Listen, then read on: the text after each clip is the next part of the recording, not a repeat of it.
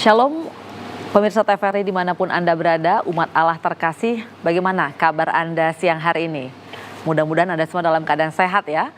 Senang sekali hari ini Mimbar Agama Katolik bisa kembali hadir menjumpai Anda di edisi hari Sabtu 31 Agustus 2024. Kali ini bersama dengan saya Feby Grace Hutajulo.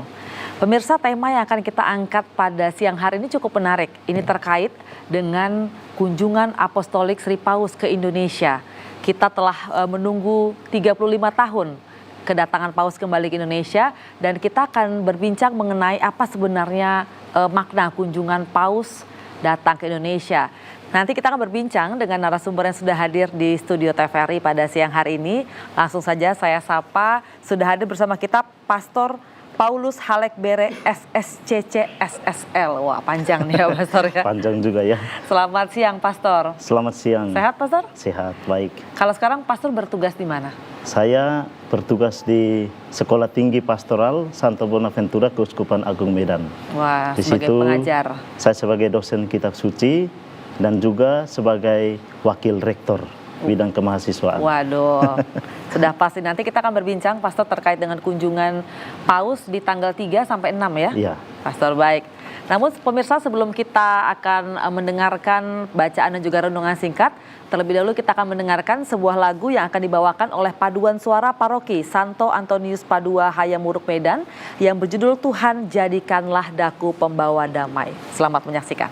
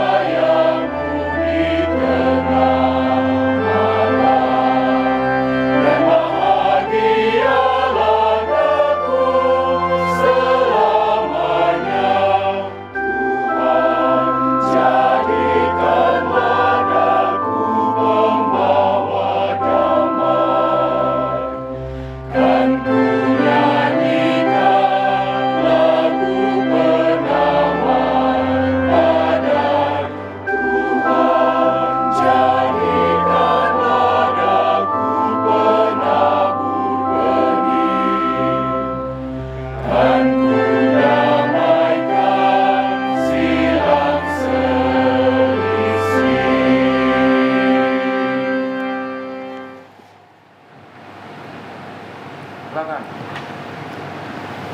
Oke, Pak. Dalam nama Bapa dan Putra dan Roh Kudus, Tuhan sertamu. Marilah kita berdoa. Allah Bapa yang Maha Kuasa, kami bersyukur dan berterima kasih atas rahmat iman yang Kau anugerahkan kepada kami. Kami bersyukur karena pada kesempatan ini Engkau membimbing dan menuntun Paus Fransiskus untuk mengunjungi kami.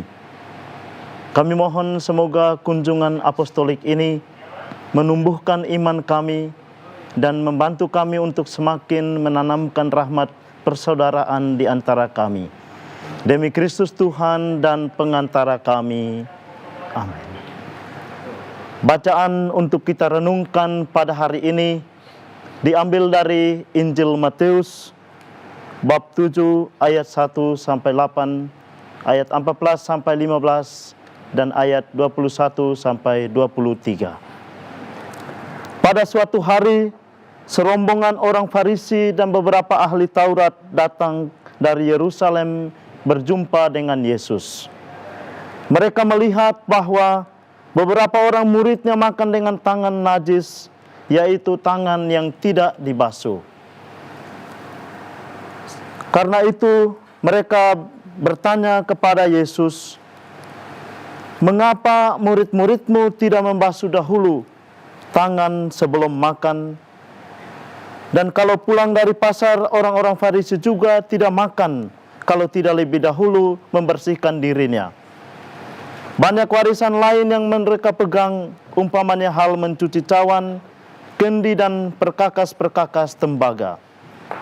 Karena itu orang-orang Farisi dan ahli Taurat itu bertanya, "Mengapa murid-muridmu tidak hidup menurut adat istiadat nenek moyang kita, tetapi makan dengan tangan najis?"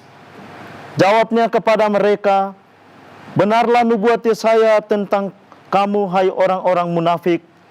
Sebab ada tertulis, bangsa ini memuliakan aku dengan bibirnya, padahal hatinya jauh daripadaku. Percuma mereka beribadah, mereka hanya melaksanakan perintah manusia. Perintah Allah kamu abaikan untuk berpegang pada adat istiadat manusia." Lalu Yesus memanggil lagi orang banyak dan berkata kepada mereka, "Kamu semua dengarkanlah kepadaku dan camkanlah. Apapun dari luar yang masuk ke dalam diri seseorang tidak dapat menajiskannya. Tetapi apa yang keluar dari seseorang, itulah yang menajiskannya." Katanya lagi, apa yang keluar dari seorang, itulah yang menajiskannya. Sebab dari hati orang timbul segala pikiran yang jahat, percabulan, pencurian, pembunuhan, persinahan, keserakahan, kejahatan, kelicikan, hawa nafsu, iri hati, kesombongan, dan kebebalan. Semua hal-hal jahat ini timbul dari dalam dan menajiskan orang. Demikianlah sabda Tuhan. Terpujilah Kristus. Saudara-saudari yang terkasih, kita baru saja mendengarkan sebuah dialog antara Yesus dengan orang-orang Farisi. Orang-orang Farisi melihat bahwa para murid seolah-olah orang yang tidak bersih. Mereka tidak mencuci tangan sebelum makan. Kata-kata orang-orang Farisi ini mau menunjukkan bahwa merekalah orang yang terbaik. Merekalah orang yang suci dan bersih di hadapan Tuhan. Dan ketika mereka melihat situasi seperti itu, mereka tidak langsung bertanya kepada para murid, "Mengapa kamu tidak mencuci tangan sebelum makan?" Tetapi sasaran mereka adalah mereka datang bertanya kepada Yesus, "Yesus, mengapa murid-muridmu tidak membasuh tangan atau tidak mengikuti adat istiadat nenek moyang kita?"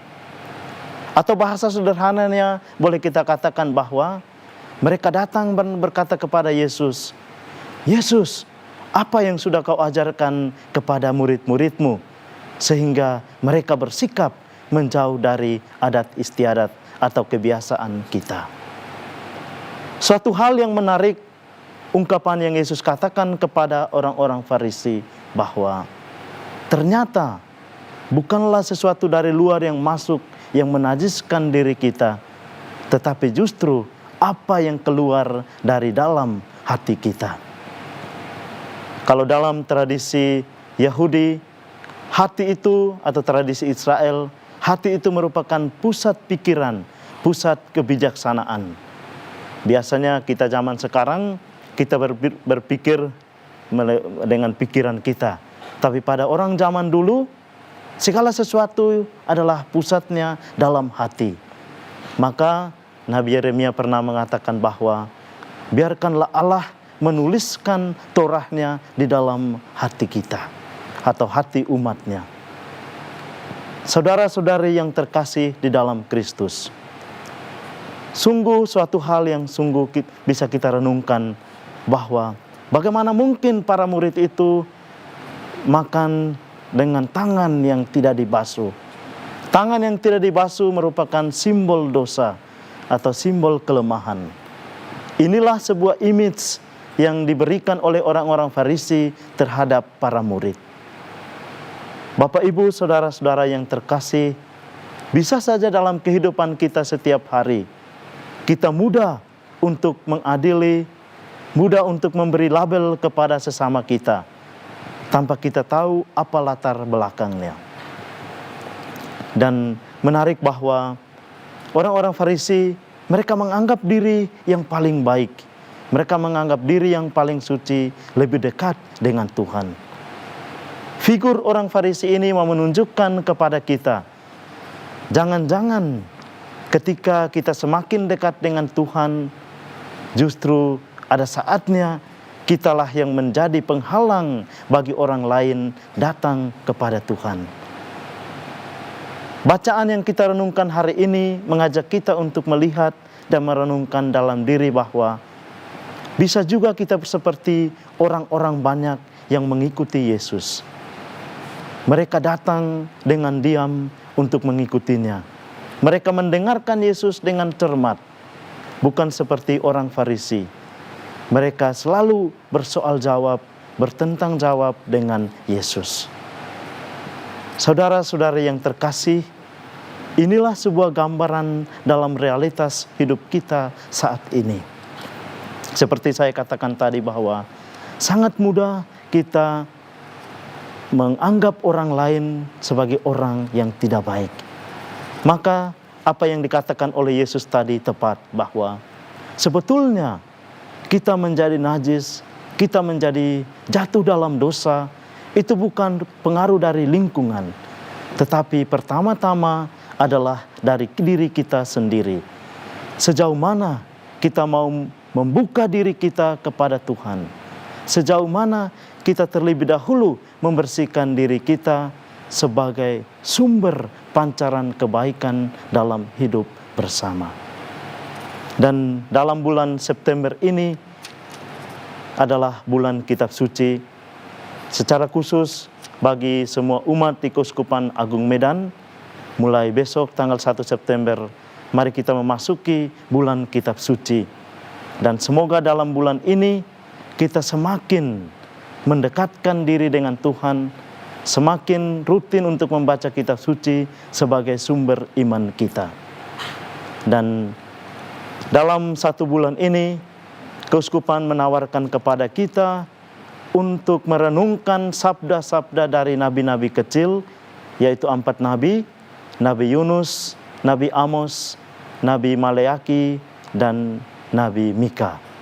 Keempat nabi itu mengajak kita untuk senantiasa, pertama, kita menemukan siapa itu diri kita, menemukan kehendak Tuhan dalam diri kita, dan terlibat aktif di dalam kegiatan bermasyarakat, dan juga kita semakin mendekatkan diri itu dengan Tuhan dalam peribadatan, dan akhirnya identitas kita sebagai orang Katolik terpancar dari hidup kita masing-masing.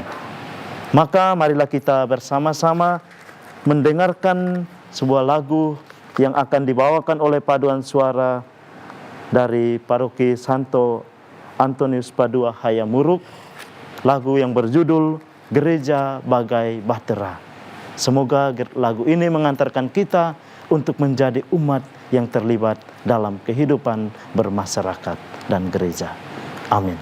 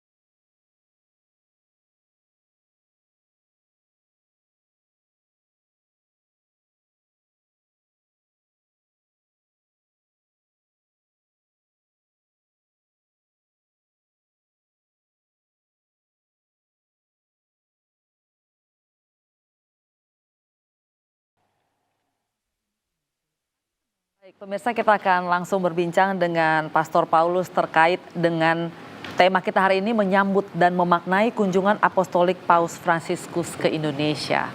Pastor, akhirnya setelah 35 tahun, ini merupakan Paus ketiga ya, Pastor? Ya, ini adalah Paus ketiga yang berkunjung ke Indonesia. Kalau Paus pertama itu Paus Paulus ke-6 tahun 1970, dan Paus kedua itu Paus Yohanes Paulus kedua pada 1989, saya pikir bulan Oktober waktu itu. Dan ini Paus Fransiskus, Paus ketiga yang tiba dan berkunjung ke Indonesia. Dan ini merupakan sebuah berkat bagi kita, karena juga di umur yang sudah sekitar 88 tahun, Paus mau berkunjung ke sebuah negara yang sangat jauh dari Vatikan, begitu ya. Betul. Iya.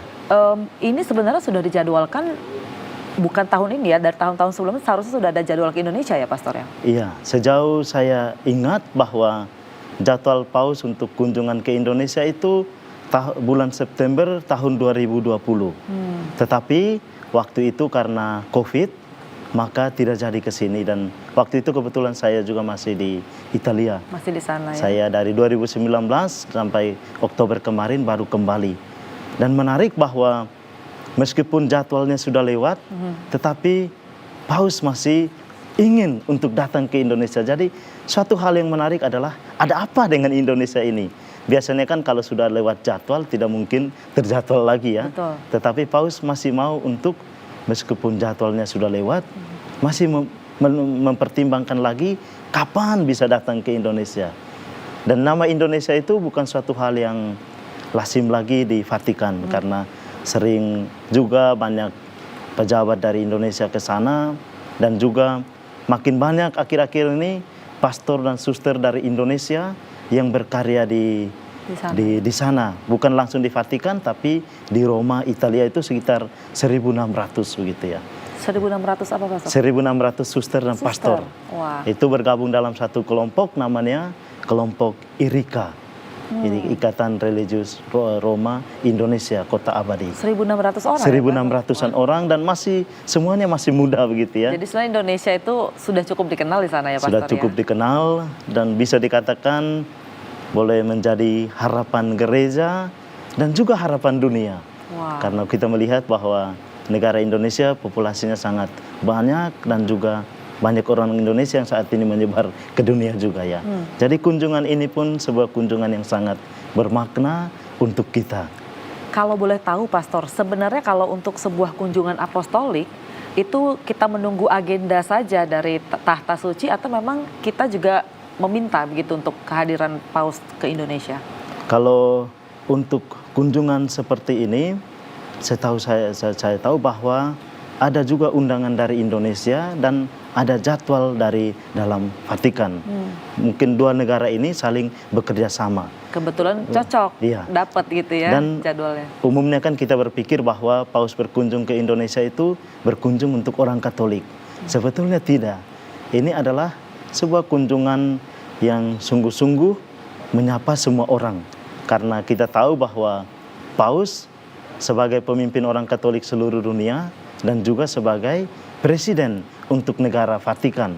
Salah satu negara kecil di tengah Italia tapi sungguh-sungguh memiliki pengaruh dan suara untuk dunia begitu. Artinya ini perjalanan apostolik sekaligus perjalanan kenegaraan ya, Kunjungan kenegaraan ya. Nah, kalau perjalanan apostolik sebenarnya arti dari kata kunjungan apostolik, perjalanan apostolik itu apa sih, Pastor? Apostolik itu kunjungan kerasulan ya, kunjungan kerasulan apostol kita boleh katakan seperti itu. Dan Paus sebagai pemimpin gereja Katolik seluruh dunia itu adalah pengganti Santo Petrus. Santo Petrus, Tahta Suci. Maka salah satu kunjungannya adalah untuk berkunjung kepada semua umat Katolik di seluruh dunia dan khususnya kali ini umat Katolik yang ada di Indonesia. Itu secara apostoliknya. Artinya Paus mau menyapa domba-domba yang digembalakan.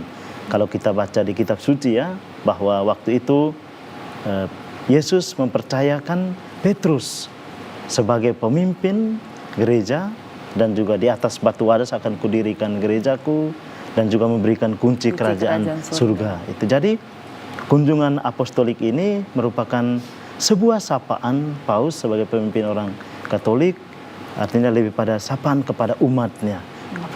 Karya kerasulannya itu ya. Biasanya Pastor dalam satu kali kunjungan apostolik apa sih yang dilakukan oleh Paus? Hanya bertemu umat atau mungkin ada kegiatan-kegiatan lain yang lazimnya dalam sebuah kunjungan apostolik? Biasanya kan kalau kunjungan apostolik ke sebuah tempat itu langsung bekerja sama dengan negara. Jadi Paus datang ke sebuah negara untuk mengunjungi umatnya. Dan juga kalau kita lihat bahwa kunjungan Paus ke Indonesia ini bukan sekedar permintaan kita orang Katolik, tetapi permintaan dari negara. Jadi saya bulan Juni 2022, Menteri Agama kita sekarang ke Roma dan waktu itu hari Rabu mereka bertemu dengan Paus untuk sampaikan surat undangan dari Presiden kepada Bapak Paus begitu. Jadi kunjungan Paus ke sebuah negara itu tergantung isu apa yang sedang ada di sana dan hendak mau dibahas begitu ya. Tapi lebih pada biasanya isu-isu tentang kemanusiaan, isu-isu tentang dialog antar agama atau isu-isu tentang lingkungan hidup. Biasanya seputar isu-isu itu ya. Hal-hal itu yang dibahas. Maka menarik bahwa kunjungan Paus ke Indonesia ini bisa juga menjadi sebuah pesan damai, pesan juga untuk melihat seperti apa orang Indonesia hidup dalam situasi yang berbeda-beda tapi tetap damai. Nah, itu nanti akan kita bahas secara tersendiri, Pastor. Tapi kalau melihat animo umat Katolik di Indonesia, Pastor menilai seperti apa? Antusiaskah dengan kedatangan Bapak Paus ini? Kalau saya melihat bahwa umat Katolik secara khusus itu sangat antusias ya, antusias untuk bertemu dengan Paus untuk kegiatan ini. Dan tetapi bahwa karena tempat di Jakarta terbatas ya, maka hanya dari tiap keuskupan itu dibatasi, dijatah ya, dijatah begitu ya. Dan kalau di Keuskupan Agung Medan sendiri itu sekitar 2.000 umat yang akan hadir di sana. Dan andaikan saya rasa kalau diberi kelulusan pasti semua orang ingin ke sana itu ya, tapi tempatnya tidak muat itu. Tapi kita melihat bahwa umat sungguh antusias untuk kegiatan ini. Dan sebetulnya bukan hanya umat Katolik saja, tapi umat agama lain pun sangat antusias. Kemarin saya lihat bahwa di teman-teman di Muslim pun mereka berdiskusi tentang kehadiran Paus ini di Indonesia. Jadi kalau kita lihat bahwa antusiasme umat, kalau kemarin di paroki saya tanya kenapa mau ke sana, mereka bilang pastor ini sekali seumur hidup, jarang-jarang Paus mengunjungi Indonesia begitu ya. Jadi antusiasme karena kesempatan mereka mengatakan bahwa penuh berkat untuk ini ya, untuk menerima Paus kita. Iya, kalau kayak di keluarga saya, Pastor, kapan lagi kita terima hosti yang dikonsekrasi oleh Paus katanya gitu ya. Kalau di kalangan imam sendiri gimana, Pastor? Kalau di imam, di para imam, para suster atau frater itu pun dijatah itu ya. Dijatah, tidak semua akan hadir. Jadi tiap keuskupan mengirimkan imam-imamnya. Atau di tiap biara, tiap kongregasi mengirimkan beberapa orang suster atau frater untuk hadir dalam kegiatan ini.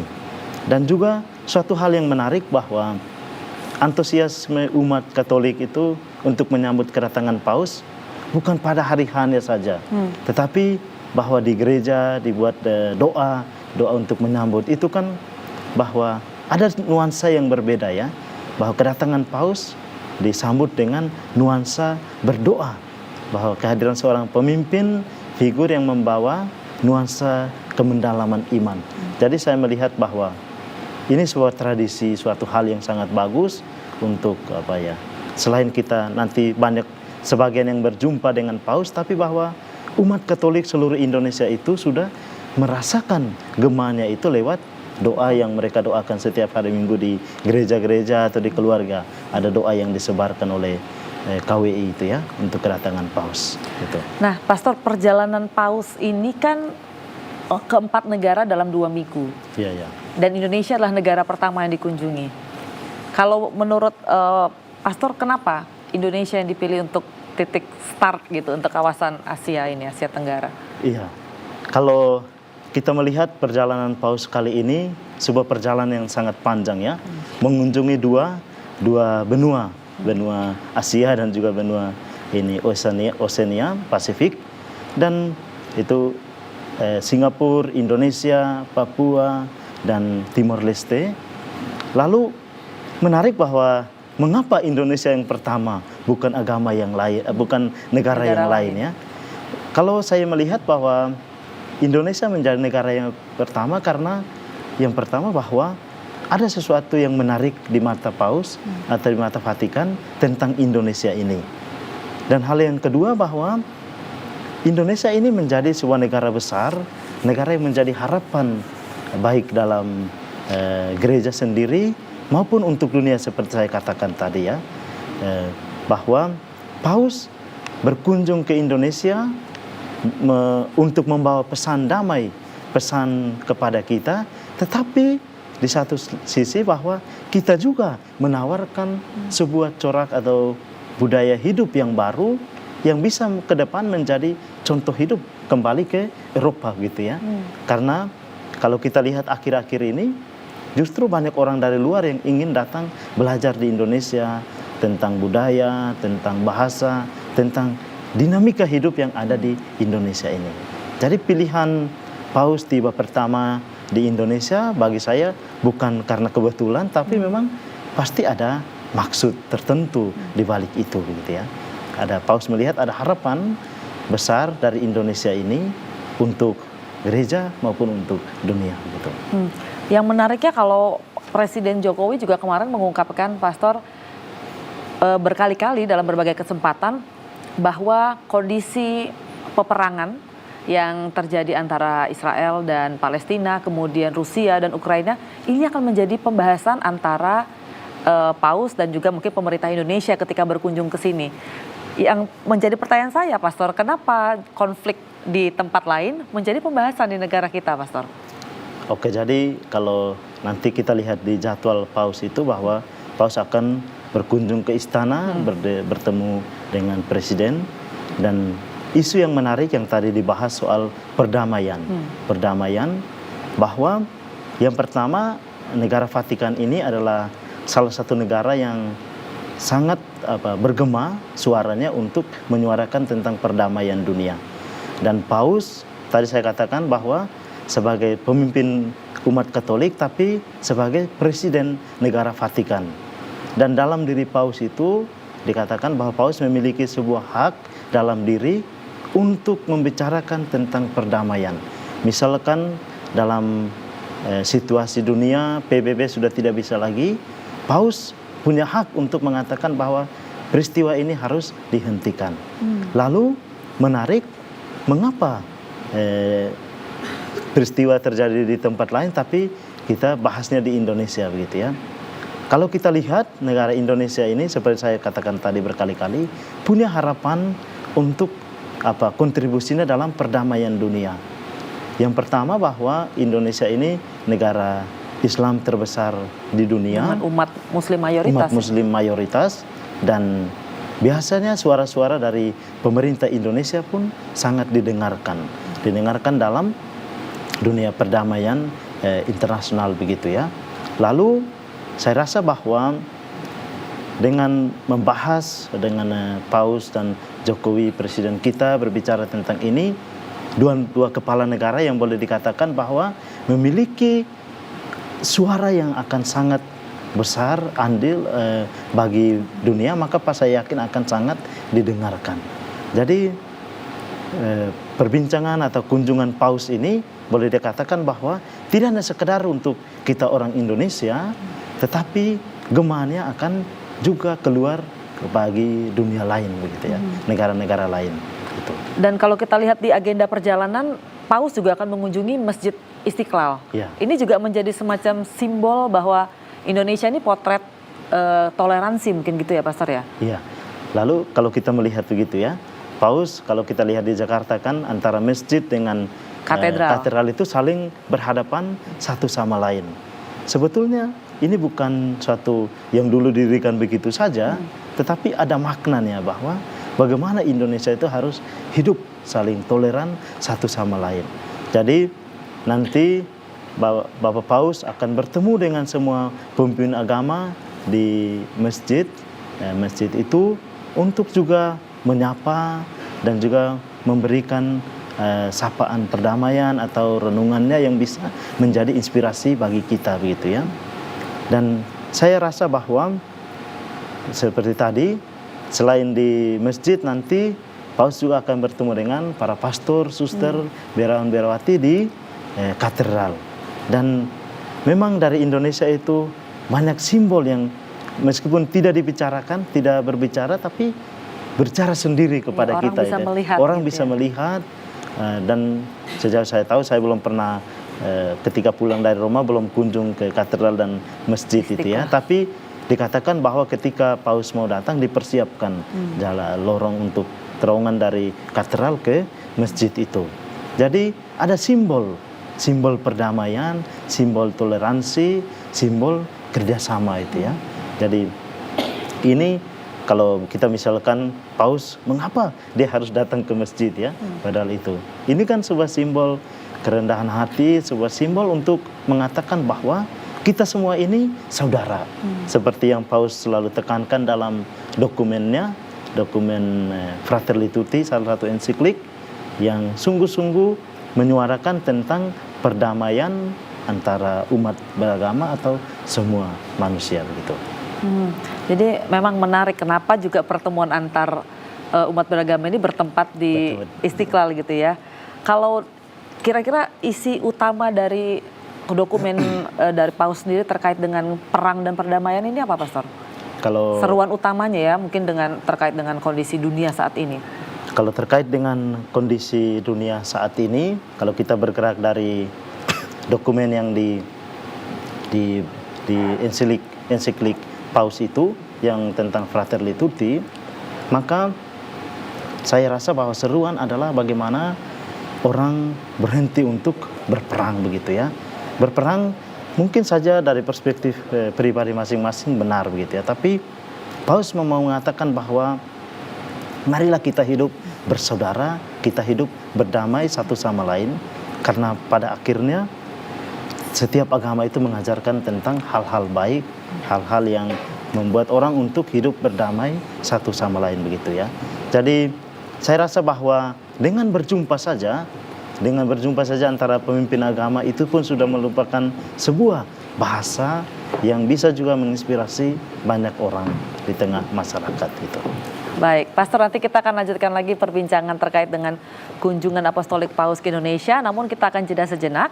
Kita akan mendengarkan sebuah lagu yang kembali dibawakan oleh paduan suara Paroki Santo Antonius Padua Hayamuruk Medan yang berjudul Sambutlah Juru Selamat. Selamat menyaksikan.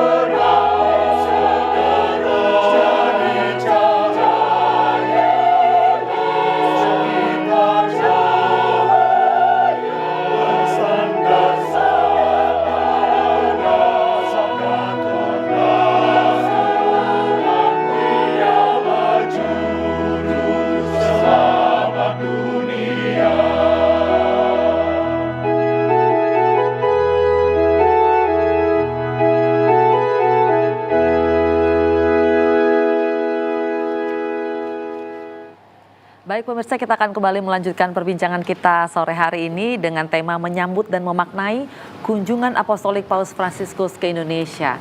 Dan hari ini kita juga punya sebuah beberapa buah foto mungkin yang nanti Pastor bisa ceritakan ini sebenarnya foto ketika apa. Boleh mungkin ditampilkan di layar. Kita lihat bersama-sama ini foto yang dibawa oleh Pastor. Nah, Wah, ini pastor dengan Menteri Agama ini ya, pastor? Iya, itu yang seperti saya katakan tadi bahwa kunjungan paus itu merupakan sebuah undangan dari negara.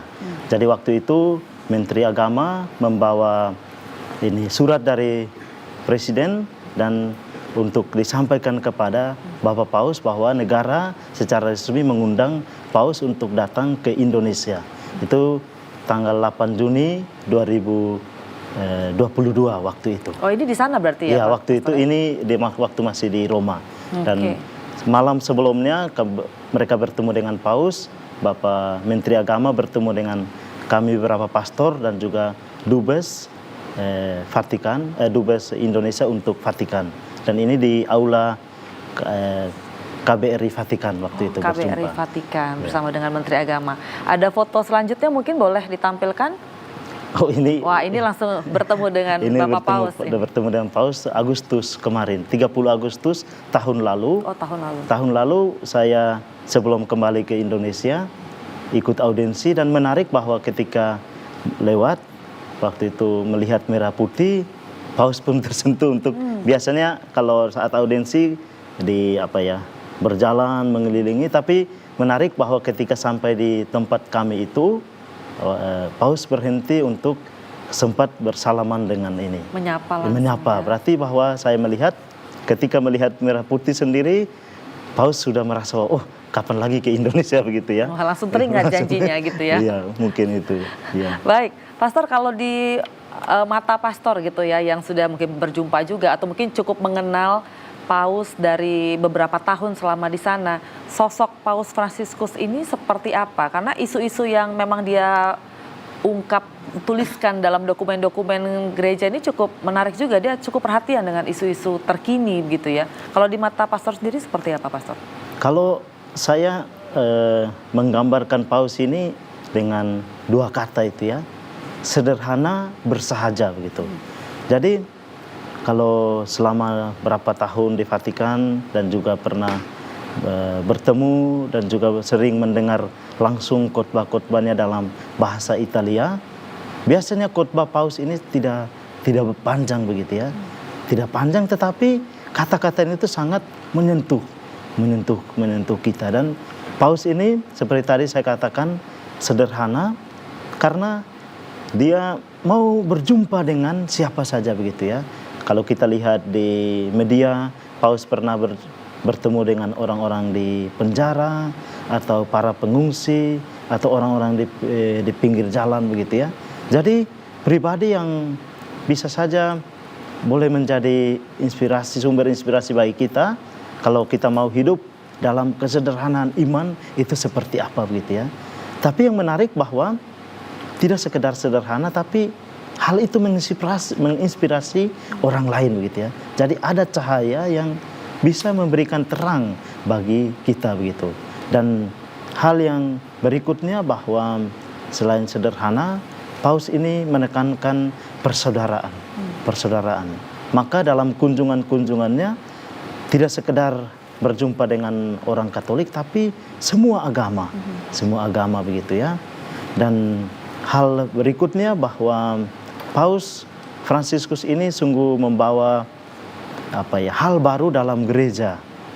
Kalau kita bisa lihat bahwa di Vatikan sendiri saat ini banyak awam yang bekerja di dalam negara Vatikan. Kalau pada zaman dulu-dulu di Vatikan itu banyak pastor atau kardinal atau uskup yang berkarya. Awam sangat terbatas. Dan bahkan Paus melibatkan suster atau awam perempuan untuk bekerja di Vatikan. Jadi soal bagaimana peran manusia itu sama. Bagi Paus itu semua orang harus mendapat kedudukan yang sama seperti itu ya. Gitu. Kalau dibandingkan dengan dua pendahulunya, apa highlight perbedaan yang cukup menonjol, Pastor? Kalau sebetulnya saya bukan kita mau membandingkan. Tapi mungkin kita memberikan kekasan masing-masing tiga Paus kita yang terakhir ya. Paus Yohanes Paulus II itu pribadi yang sangat karismatik. Dia membawa banyak perubahan, kunjungan pun lebih pada nilai-nilai kemanusiaan ya. Dan orang sangat karismatik ketika sapaannya itu sangat-sangat menyentuh banyak orang. Maka pada zaman dulu ketika dia masih hidup pun dikatakan bahwa Paus Santo yang hidup itu ya. Ketika ada yang menembak dia, setelah itu dia memberikan maaf kepada si penembak itu. Kalau Paus Benediktus itu memang latar belakangnya adalah seorang teolog, seorang dosen, maka dalam masa kepausannya itu lebih banyak menuliskan refleksi-refleksi yang kalau kita baca sangat mendalam untuk membantu kita untuk mengenal dokumen-dokumen dan ajaran-ajaran gereja. Dan ini Paus kita yang saat ini, Paus Fransiskus, itu adalah orang berdarah Italia yang lahir di Argentina. Besar, jadi memiliki boleh dikatakan dua dunia ya. Jadi punya karakter sebagai orang Eropa, tetapi yang sudah bertumbuh dalam semangat Latin Amerika. Dunia yang sangat ini terbuka kepada nilai-nilai kemanusiaan dan juga melihat bagaimana perjuangan-perjuangan di negara-negara itu. Jadi Paus Fransiskus seorang paus yang sangat pastoral. Jadi kalau kita gambarkan Paus Yohanes Paulus II, paus yang karismatik, Paus Benediktus itu pribadi yang sangat reflektif dan teologis, dan Paus Fransiskus paus yang sangat pastoral dan mengajak gereja untuk terlibat dalam hidup bermasyarakat. Suatu ungkapan yang menarik dari Paus Fransiskus itu dia katakan bahwa saya lebih suka melihat gereja yang kotor atau gereja yang mau terjun dalam dunia saat ini daripada gereja yang menganggap diri suci, boleh kita katakan yang terpisah dari kehidupan masyarakat gitu. Jadi kira-kira sebenarnya teladan atau nilai apa sih yang mau disampaikan Bapak Paus melalui kunjungannya kali ini ke Indonesia menurut Pastor? Kalau menurut saya dari beberapa gema dokumen yang saat ini sedang digelutin ya, bahwa 3 hal saya pikir. Paus mengajak kita untuk dalam dunia saat ini tetap teguh dalam iman begitu ya. Teguh dalam iman. Maka dalam tulisan Paus terakhir, Paus melihat tentang ini intelligent artificial itu ya. Kecerdasan buatan. Ya, kecerdasan buatan. Dalam arti bahwa Paus sebetulnya bukan menolak, tapi Paus mengajak orang untuk menampilkan diri kita ini apa adanya sebagai ciptaan Tuhan begitu ya. Dan ciptaan Tuhan yang sungguh-sungguh bersandar pada kekuatan Tuhan. Dan hal yang kedua adalah mengenai lingkungan. Lingkungan bahwa Paus menyerukan dalam ensikliknya Laudato Si, bahwa Paus mengharapkan supaya kita menjadikan dunia ini sebagai rumah bersama. Jadi tidak hanya sekedar ini dunia orang Katolik, dunia orang Islam, dunia orang ini, dunia apa, tapi dia mengandaikan dunia ini sebagai rumah semua ciptaan untuk hidup bersama. Maka pada akhirnya Paus katakan bahwa kita semua ini adalah bersaudara. Dalam dokumen terakhir Fratelli Tutti gitu ya. Jadi saya pikir bahwa 3 nilai ini yang kembali dalam kunjungan apostoliknya itu Paus mau gemakan kepada dunia khususnya bagi kita di Indonesia yang sangat berbeda ya. Berbeda budaya, berbeda bahasa, berbeda karakter itu. Jadi bagaimana bisa kita terus bertahan dalam perbedaan tapi tetap satu gitu ya, itu. Nah Pastor, ini mungkin pertanyaan terakhir sekaligus mungkin merangkum seluruh pembicaraan kita terkait dengan kunjungan apostolik ini. Kita tentu tidak mau ini hanya menjadi seremonial saja gitu ya Pastor. Kita heboh ketika Paus datang, setelah itu apa yang mau ditinggalkan, yang harus kita lakukan gitu. Menurut Pastor seperti apa? Kalau menurut saya supaya gema ini kunjungan ini terus bergema, maka pertama bahwa ini sebuah ajakan bagi kita internal Gereja Katolik sendiri bahwa perlu berbenah diri begitu ya. Bahwa dialog seperti saat ini Paus datang untuk mengunjungi katedral, mengunjungi masjid, ini sebuah sapaan sederhana yang mengajak kami juga ya para calon pastor, para suster, biarawan-biarawati untuk supaya tidak sekedar tinggal di dalam biara tapi bisa juga kalau sebagai gembala itu langsung terjun ke tengah masyarakat begitu ya. Dan juga bagi kita semua umat manusia bahwa Paus sebagai figur dunia yang datang menawarkan bahwa ya marilah kita hidup sebagai saudara. Nilai yang keutamaan yang perlu kita hidupi adalah nilai-nilai kemanusiaan. Kita menghargai satu sama lain. Maka saya berpikir bahwa ke depan ini hal-hal ini, apa yang nilai-nilai yang ditinggalkan oleh Paus itu selalu ditanamkan di dalam gereja dan juga menjadi sebuah habitus atau kebiasaan baru dalam gereja atau dalam negara kita sendiri. Siapa tahu dengan ini umat makin akrab itu ya, orang Indonesia makin akrab. Oh ternyata pemimpin kita ini sangat baik, sangat rendah hati. Dan tidak ada lagi konflik-konflik horizontal gitu betul, ya, Pastor. Baik, Pastor, karena memang waktu kita cukup terbatas, mungkin singkat saja Pastor closing statement atau mungkin sekaligus ajakan kepada umat yang sedang menyaksikan terkait dengan kunjungan Paus kali ini, apa yang ingin Pastor sampaikan? Kalau saya menyampaikan bahwa mari kita menyambut kehadiran Paus ini dengan doa dan juga mari kita menimba nilai-nilai yang ditanamkan oleh Paus kepada kita sehingga kita sungguh-sungguh bertumbuh menjadi orang-orang yang berpartisipasi baik di tengah masyarakat maupun di tengah gereja. Jadi Paus mengharapkan kita untuk bertumbuh di dalam iman dan persaudaraan. Baik, Pastor Paulus, terima kasih sudah hadir siang hari ini di studio TVRI Sumatera Utara. Dan pemirsa, inilah perbincangan kita terkait dengan kunjungan Paus. Mudah-mudahan apa yang disampaikan hari ini bermanfaat bagi kita dan nilai-nilai teladan-teladan yang ingin disampaikan oleh Bapak Paus bisa kita hidupi. Seperti itu, kita hidup dengan memperhatikan bagaimana kemanusiaan dan persaudaraan kita tidak hanya di lingkup Katolik saja, melainkan juga lintas agama, lintas ras, dan seluruh masyarakat Indonesia. Demikianlah Mimbar Agama Katolik untuk edisi hari ini. Nanti kita akan ditutup dengan doa sekaligus berkat dan juga kita akan menghadirkan lagu terakhir yang kembali dibawakan oleh Paduan Suara Paroki Santo Antonius Padua, Hayamuruk Medan yang berjudul Aku Tetap Bergembira. Pastor, kami mohonkan untuk menyampaikan doa penutup sekaligus berkat, Pastor. Mari kita berdoa. Ya Allah yang Maha Kuasa, kami bersyukur kepadamu karena Engkau telah memilih, mengutus hamba-Mu Paus Fransiskus untuk menjadi gembala kami, untuk menjadi pewarta kemanusiaan dan persaudaraan bagi seluruh dunia. Dampinglah Bapak Paus kami dalam perjalanannya, agar bisa berjumpa dengan semua yang akan dijumpainya dalam kunjungan apostolik kali ini. Semoga kami pun senantiasa bertumbuh dalam iman dan juga bertumbuh dalam rahmat persaudaraan. Demi Kristus Tuhan dan pengantara kami, Tuhan sertamu. Semoga kita semua dimanapun berada senantiasa diberkati oleh Allah yang Maha Kuasa, dalam nama Bapa dan Putra dan Roh Kudus. Amin.